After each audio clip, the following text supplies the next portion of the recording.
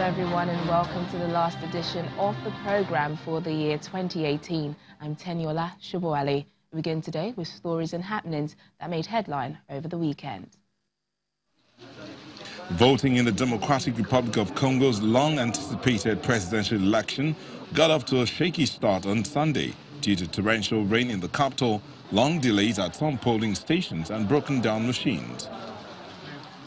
Voters woke up to pouring rain shortly before polling was due to start at 6 a.m. in Kinshasa, the capital of the Democratic Republic of Congo, on December the 30th. In the eastern city of Goma, where the weather was clear, residents were casting their vote, but one of the machines broke down and another polling station in the city was still closed 90 minutes after polling started at 6 a.m. Some voters in Goma were not familiar with the machines they were using to vote and had to ask electoral officials for help, further slowing down the process. Outgoing President Joseph Kabila vowed that the election would be free and fair after casting his ballot in the presidential elections that will see him step down after nearly 20 years in power since his father's assassination in 2001. Meanwhile, the main opposition camps complained of widespread irregularities after the chaotic vote. In Kinshasa, Martin Fayulu, presidential candidate of the Lamuka coalition, listed malfunctioning voting machines, the late display of electoral lists, and the expulsion of Lamuka witnesses at polling stations, which he says will have serious consequences. While voting was mostly peaceful across the country, there were incidents of violence. At a polling station in South Kivu province in eastern Congo, a police officer shot dead a young man after a dispute over alleged voting fraud. Witnesses say the surrounding crowd then beat the officer to death. The Electoral Commission later confirmed that an election official was also killed in the altercation. In Egypt, 2 Vietnamese tourists were killed and 12 other people injured when a bomb blast hit their bus on Friday, less than 4 kilometers from Egypt's world-famous Giza pyramids. The Interior Ministry says 10 of the injured were Vietnamese tourists and 2 were Egyptians, the driver and the tour guide.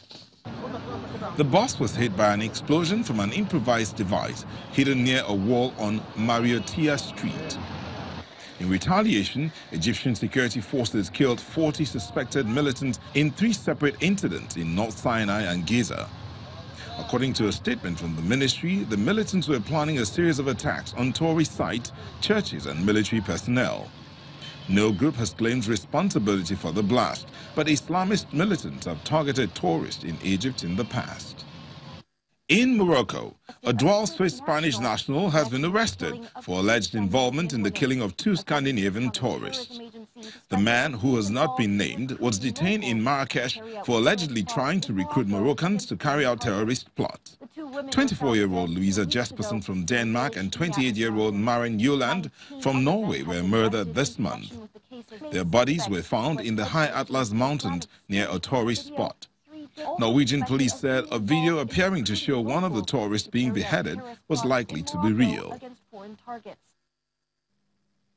The United Nations Secretary-General Antonio Guterres, in his New Year's message, says the United Nations will continue to bring people together to build bridges and create space for solutions in 2019, adding that when international cooperation works, the world wins. Let's take a listen.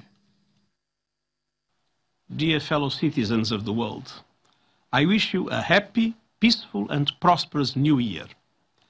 Last New Year I issued a red alert, and the dangers I mentioned still persist.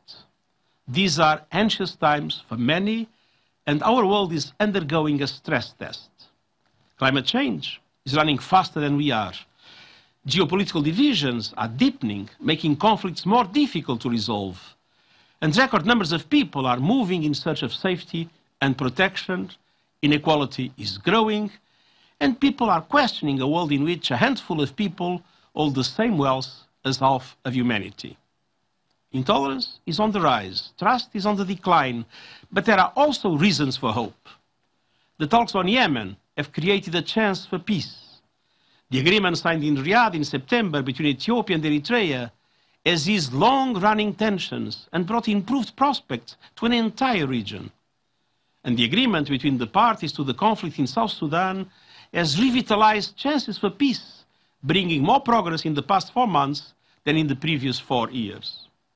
The United Nations was able to bring countries together in Katowice to approve the work program for the implementation of the Paris Agreement on climate change.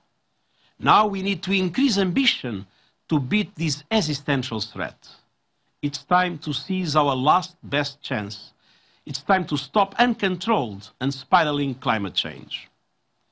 In recent weeks, the United Nations also oversaw landmark global agreements on migration and refugees that will help to save lives and overcome damaging myths. And everywhere, people are mobilizing behind the Sustainable Development Goals, our global blueprint for peace, justice and prosperity on a healthy planet. When international cooperation works, the world wins. In 2019, the United Nations will continue to bring people together, to build bridges and create space for solutions. We will keep up the pressure and we will never give up. As we begin this new year, let's resolve to confront threats, defend human dignity and build a better future together. I wish you and your families a peaceful and healthy new year.